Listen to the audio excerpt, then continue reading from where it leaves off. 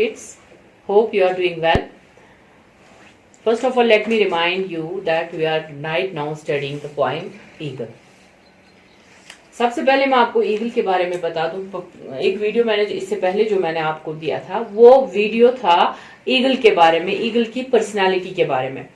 आज हम पोइम के बारे में थोड़ा बहुत मैं आपको समझाती हूँ। तो पोइम क्या होती है, what is poem? Basically poem एक स्ट्रक्चर होता है। ये आप फिलहाल समझ लीजिए। ईगल के रिलेटेड अगर मैं आपको पोइम को समझाने बताऊं तो ईगल जो पोइम है, पोइम एक स्ट्रक्चर होता है जो कि किसी मटेरियल का बना होता है। कोई भी मटेरियल का स्ट्रक्चर जब बनाते हैं हम, जैसे हम फॉर एग्जांपल मकान बनाते हैं, ब्रिक्स का बनाते हैं, ईंटों का, सीमेंट का बनाते हैं, या आयरन भी उसमें डलता है, या कोई लोग सिर्फ मिट्टी से, मड से बनाते हैं मकान, या वुड से बनाते हैं। तो वो मकान जो होता है वो स्ट्रक्चर बनता है इन आइटम्स का। ठीक है, वैसे ही हम पोइम के बारे में अगर बात करें, पोइम भी किसी चीज का बना होता है। जो पोइम बनाते हैं, जो पोइम लिखने वाले होते हैं, वो पोइम को खड़ा करते हैं। किन चीजों से करते हैं खड़ा, ये डिपेंड करता है अपॉन पॉइंट। ये जो हमारी ईगल पोइम है ये 3 चीजों की बनी है। एक तो है फिगरेटिव, सिंबोलिज्म है इसमें, and metaphorical.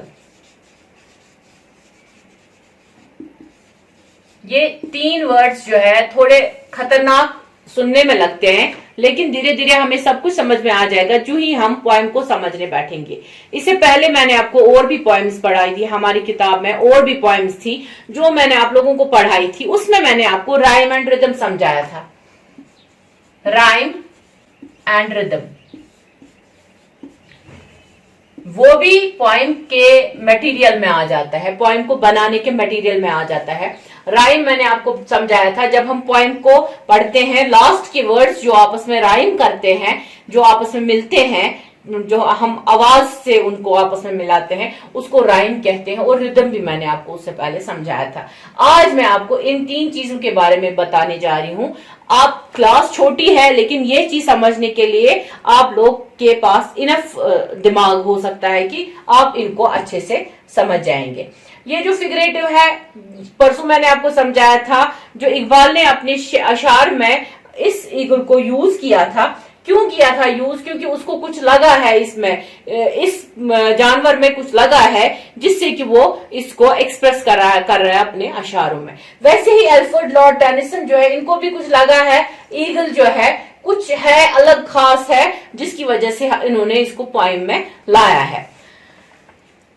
The eagle shows us emphasis on the appreciation of nature. It is a natural poem. ये emphasis, ये नेचर पे हमें ये फोकस करवाता है। नेचर पे ईगल जो है ये कैसे अपना दिखाता है, अपना कैरेक्टर कैसे दिखाता है, ये कैसे अपनी मेहनत से अपना रिज़्क कमाता है। और दूसरा, ये दूसरे लोगों के लिए, दूसरे जानवरों के लिए ये एक मिसाल बन के रह गया है कि क्या ये सबसे टॉप पे होता है, अपने प्रे, अपने शिकार पे कैसे फोकस करता है, उसको कैप्चर कैसे करता है। इस पोएम में इसने फिगरेटिव होता है, figurative representing forms that are recognisably derived from life. कोई भी चीज जब हम लाइफ में से डिराइव करते हैं, दैट इज फिगरेटिव। सिंबोलिज्म होता है, इसको सिंबल बनाया गया है, ईगल को सिंबल बनाया गया है, as strong, as powerful, as concentration इसमें होती है। इन चीजों के लिए इसको सिंबल बनाया गया है। ये जो ईगल है, इसको अगर हम ईगल को यूज करेंगे, ओनली वर्ड ईगल जब हम यूज करते हैं, हमें खुद ही ध्यान में आ जाता है कि ये एक स्ट्रॉन्ग परिंदा है, एक ऐसा जानवर है जो अपनी लाइफ अपने में मस्त रहता है और ऊंचे पे सबसे इसके ख्याल भी ऊंचे होते हैं, इसकी नजर तेज होती है, तो वो होता है सिंबोलिज्म। वैसे ही मेटाफोरिकल ये पोएम क्यों है? मेटाफोरिकल है इसलिए क्योंकि यहाँ पे अल्फ्रेड लॉर्ड टेनिसन ने इस पोएम, इस ईगल को मेटाफोरिकली कंपेयर किया है किसी इंसान के साथ, किसी ऐसे इंसान के साथ जो बहुत ही पावरफुल है। पावरफुल ये नहीं होता है जो हमारे कुर्सियों पे बैठे हैं लोग, जो हमारे रूलर्स होते हैं, किंग्स होते हैं, मिनिस्टर्स होते हैं, उनको पावरफुल नहीं कहते हैं। पावरफुल वो लोग होते हैं जिनके अंदर विल होती है, विल पावर जिनके अंदर होती है, ताकत होती है, लड़ने की ताकत होती है, लगन होती है, उनको हम कहते हैं। तो ये उन्होंने इनडायरेक्टली उसको कंपेयर किया है उन लोगों के साथ जिनके पास कुछ ना होते हुए भी बहुत कुछ होता है, जो अकेले होते हैं, जो दुनिया में लड़ने के लिए अकेले होते हैं, लेकिन उनमें इतना पावर होता है वो इस चीज के लिए लड़ने के लिए हमेशा तैयार रहते हैं। आप देखना हमेशा जो ईगल होती है वो हमेशा हवा में अकेले अकेले घूम रही होती है, और वो सिर्फ घूम नहीं रही होती है, वो गोल गोल गोल गोल। आप देखना आज भी, इस वक्त भी अगर आप बाहर निकलेंगे स्काई पे आपको ईगल्स देखने को मिलेंगे। वो गोल गोल क्यों घूम रहे होते हैं? बेसिकली वो अपने शिकार को ढूंढ रहे होते हैं। फिर वो कैसे फोकस करते हैं उस शिकार को, फिर वो कैसे उसके ऊपर डाइव मार के उसको पकड़ते हैं, ये सारा उसकी पर्सनालिटी पे डिपेंड करता है, वो कितनी मेहनत से इसको आगे करता है अपना काम। तो इस वजह से इस पोएम को इस अल्फ्रेड लॉर्ड टेनिसन ने इन चीजों से खड़ा किया है। फिगरेटिव है, सिंबोलिज्म है, मेटाफोरिकल है, ये तीनों चीजें जो है ये इस पोएम का मटेरियल है। बेसिकली इस पोएम से इन चीजों से वो इस पोएम को खड़ा कर देता है।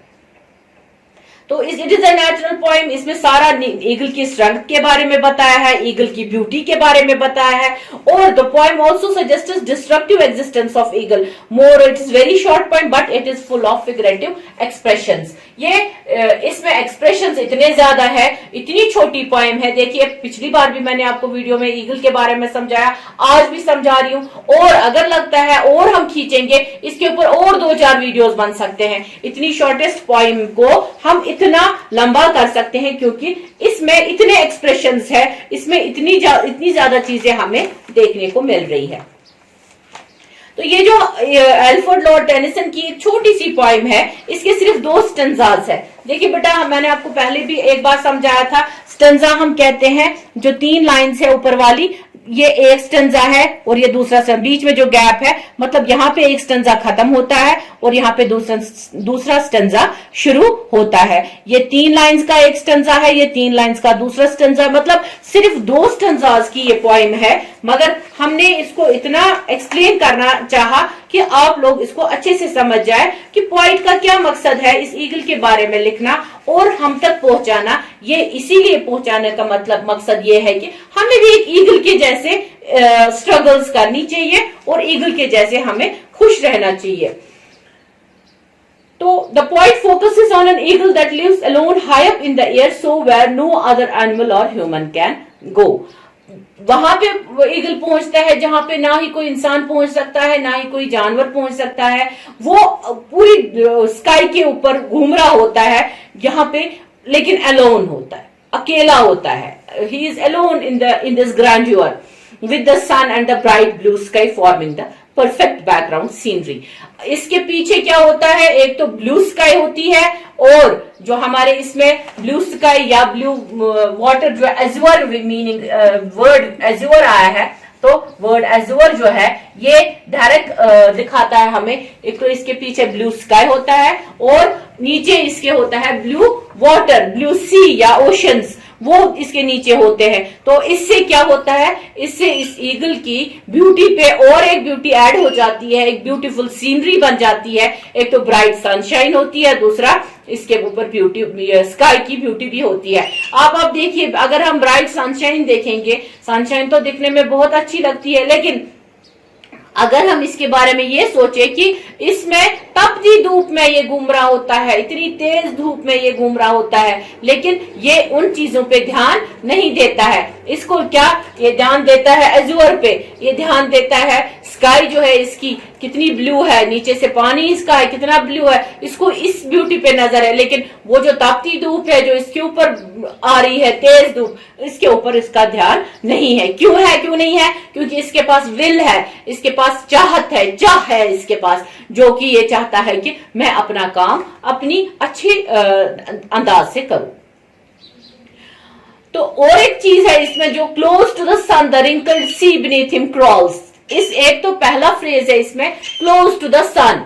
क्लोज टू द सन, जब ये सन के नजदीक है, ये तो पता ही है जब सन के नजदीक होता है तो इसको क्या देखने को मिलता है, इसको तेज धूप में घूमने को मिलता है। और एक चीज, रिंकल्ड सी, जो इसके नीचे रिंकल्ड सी होती है, समंदर जो होता है इसके नीचे रिंकल्ड होता है। वो त्रिभुवन में परसों भी मैंने आपको समझाया, जो रिंकल्ड होते हैं जिसमें झुर्रियां होती है, तो ये रिंकल्ड सी इसके नीचे है, वो क्रॉल कर रहा है। क्रॉल का मीनिंग मैंने आपको पिछली बार समझाया था वर्ड मीनिंग्स में। क्रॉल करता है, क्रॉल मतलब चार टांगों पे चलना, जैसे बच्चा रेंगता है, खखशत वरांश। तो ये समंदर जो है ये क्रॉल कर रहा है, मगर ये इसलिए क्रॉल कर रहा है, इसकी बेबसी यहाँ पे पॉइंट ने समझाई है कि समंदर जो है वो भी चाहता है कि मैं ईगल जैसे घूमूं, मगर वो नहीं कर पाता है। तो यहाँ पे उसका बेचारापन इसने दिखाया समंदर का, वो ये सब चीजें नहीं कर रहा है क्योंकि उसके ऊपर ईगल ऐसे घूम रही है हवा में, उसको लगता है मैं कितना कैदी फंसा हुआ हूं यहाँ पे, मैं ईगल की तरह नहीं घूम सकता। उसके बाद he watches from his mountain walls, वो माउंटेन्स वॉल्स, तिमन उन माउंटेन्स वॉल्स पे जिसको चढ़ने के लिए ईगल को बहुत ज्यादा स्ट्रगल करनी पड़ रही होती है, उसको बहुत ज्यादा पकड़ पकड़ के स्टीप माउंटेन्स के ऊपर चढ़ना पड़ता है। तो वहां पे वो देख रहा है, और उसके बाद वहां से क्या देखता है, उसको वहां पे पता चल जाता है कि मैं सबसे ऊपर हूं। उसको अपने पावर का अंदाजा लग जाता है, और उस पावर के अंदाजे से उसका विल पावर और भी बढ़ जाता है। वेयर नोबडी कैन रीच, उसको पता है वो he is high up in the air where nobody can reach. He clasped the crag with crooked hands. उसके बाद वो अपनी क्रूकेड हैंड्स, मैंने परसों भी आपको बोला, जो इंसान मजदूरी करते हैं, जो इंसान बहुत ज्यादा मेहनत करते हैं, उनके हाथ हमारे तरह सॉफ्ट हाथ नहीं होते हैं, उनके हाथ क्रूक्ड हैंड्स होते हैं। अब आप देखिए, जो मजदूर हमारे लिए घर बनाते हैं, जो मजदूर सुबह सवेरे निकल के शाम को वापस आते हैं दिन भर मजदूरी कर करके, उनके हाथ कैसे स्ट्रांग बन गए होते हैं। और स्ट्रांग किससे बनते हैं, क्योंकि वो काम ही वैसा करते हैं। वैसे ही ईगल के भी क्रूक्ड हैंड्स होते हैं, और इन्हीं क्रूक्ड हैंड्स से वो क्या करता है, वो पकड़ता है, चाहे अपना शिकार पकड़े या कोई और चीज पकड़े उससे जिसके ऊपर वो खड़ा रहे, उन चीजों को वो बहुत ही जोर से पकड़ के रखता है। तो इससे क्या पता चलता है, he is holding on with his hands just as humans. Humans जैसे अपनी, ये ह्यूमंस के चीजों के बारे में नहीं है, ह्यूमन कैसे अपने आप को खड़ा करता है इस जालिम दुनिया में, इस दुनिया में कैसे अपने आप को आगे बढ़ाता है इन स्ट्रगल्स की वजह से। तो यहाँ पे डायरेक्ट सिंबलाइज किया है इसने, किसके साथ, एक आदमी के साथ। In a way the eagle symbolize man who have power and authority, जिसके पास पावर होगा, अथॉरिटी होगी, दुनिया से लड़ने की ताकत होगी, जालिम लोगों के साथ लड़ने की ताकत होगी। In lonely lands he can show the eagle's lonely life as he lives high up in the air, which ultimately suggests the isolation and lonely lives of famous powerful people. The eagle appears to be proud to be on top of all the world, which gives him the controlling power. और अब दूसरा stanza, ये पहला stanza था जो हम अभी तक पढ़ रहे थे। दूसरा स्टेंजा जो है, जो ये स्टार्ट होता है, depicts the action of eagle. पहले हमने इसकी अपीयरेंस देखी, हमने इसका पावर देखा, हमने इसका एब्स्ट्रैक्टली जो हमने चीजें इसके अंदर देखी पहले स्टेंजा में, वो चीजें थी। दूसरा इसकी एक्शन जब ये करने लगता है तब क्या होता है, first and second line further underscore the notion that the eagle is watching from the top his high throne even the sea below him. और पहली दो लाइंस जो है यहाँ पे इसने बताया है, ईगल कैसे पहले चढ़ता है उस हाई थ्रोन पे, और वहां से कैसे देख रहा होता है कि मैं सबसे ऊंचा हूं, समंदर भी मेरे नीचे है, मेरे अंडर है। लेकिन दूसरी लाइन जो है, फाइनल लाइन जो है, जिसमें आपको मैंने पिछली बार भी समझाया, थंडरबोल्ट जिसमें वर्ड यूज हुआ है, तो वो लाइन जो है वो सजेस्ट करती है, वो हमें दिखाती है कि ईगल जो है वो कितनी बड़ी डाइव मारता है into the sea. The action of the eagle shows a sudden abrupt action, sudden abrupt action. जो हमारे थंडरबोल्ट वर्ड जो था, थंडरबोल्ट, ये सडन और अब्रप्ट होता है।